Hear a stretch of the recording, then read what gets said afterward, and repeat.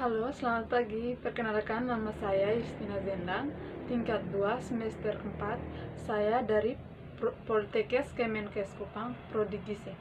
Pada kesempatan kali ini, saya akan memberi materi penyuluhan tentang pendidikan kesehatan tentang cuci tangan untuk anak usia 7-12 tahun. Yang pertama, saya akan menjelaskan tentang definisi mencuci tangan. Mencuci tangan adalah teknik dasar untuk melakukan pengontrolan dan pencegahan infeksi bakteri. Mencuci tangan adalah proses pembuangan kotoran dan debu secara mekanis dari kulit kedua belah tangan dengan memakai sabun atau pembersih lainnya dan dibilas dengan air bersih. Adapun tujuan mencuci tangan, yang pertama, menghilangkan kotoran dan debu. Yang kedua, mengurangi jumlah mikroorganisme yang menempel pada telapak tangan. Yang ketiga, untuk mencegah transmisi mikroorganisme. Waktu mencuci tangan. Yang pertama, sebelum dan setelah makan pagi, siang, dan malam. Yang kedua, setelah bermain. Yang ketiga, sesudah buang air besar dan buang air kecil. Yang keempat, setelah memegang hewan. Yang kelima, setelah mengusap hidung atau bersin di tangan. Yang keenam, setelah menangani sampah.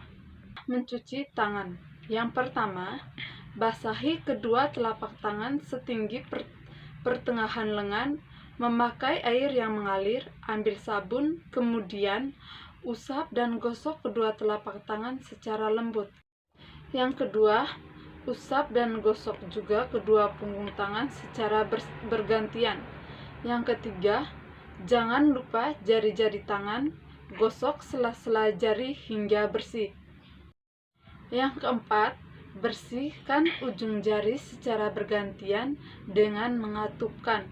Yang kelima, gosok dan putar kedua ibu jari secara bergantian.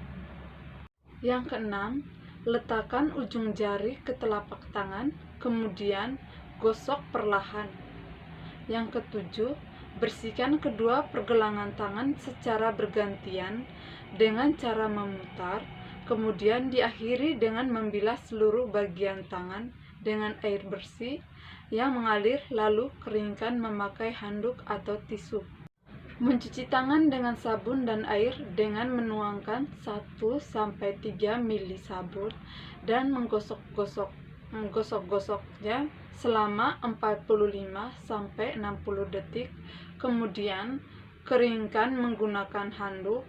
Untuk menggunakan antiseptik hanya memerlukan waktu 20-30 detik. Pengertian diare.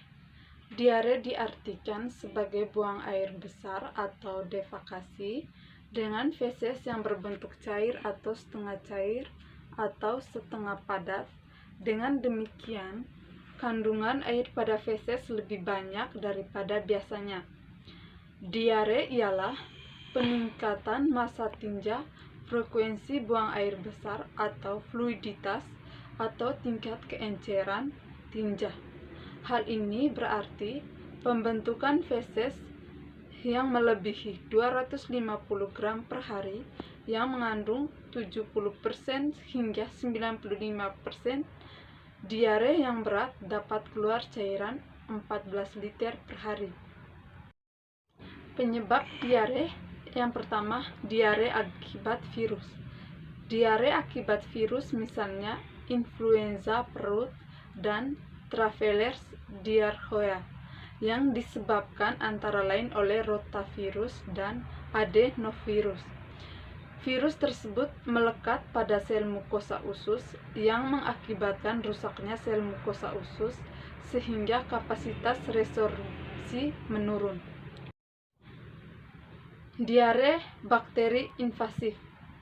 Diare bakteri invasif atau bersifat menyerbu. Diare akibat bakteri ini mengurang seiring dengan meningkatnya derajat higiene masyarakat. Bakteri pada keadaan tertentu menjadi invasif dan penyerbu ke dalam mukosa, di mana terjadi perbanyakan diri sambil membentuk toksin. Yang ketiga, diare parasiter. Diare parasiter, diare terjadi akibat protozoa seperti Entamoeba, Histolica, dan Giardia lamblia, terutama terjadi di daerah tropis. Penularan diare. Cara penularan diare pada umumnya melalui cara fekal oral, yaitu makanan atau minuman yang tercemar oleh entropatogen, atau kontak langsung tangan dengan penderita atau barang-barang yang telah tercemar tinja penderita, atau secara tidak langsung melalui lalat. Secara singkat dapat dikatakan melalui jari, lalat, cairan lingkungan. Sekian materi yang dapat saya sampaikan. Semoga materi yang saya berikan dapat bermanfaat bagi kita semua. Sekian dan terima kasih.